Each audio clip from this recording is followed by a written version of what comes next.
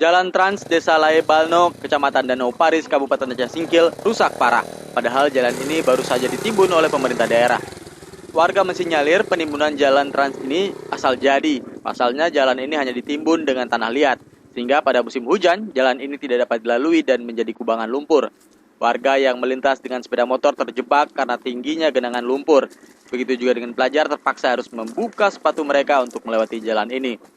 Warga berharap pemerintah dapat segera mengaspal jalan Trans Lae Balno ini karena jalan ini merupakan akses utama warga untuk mengangkut hasil pertanian dari desa menuju ibu kota kabupaten.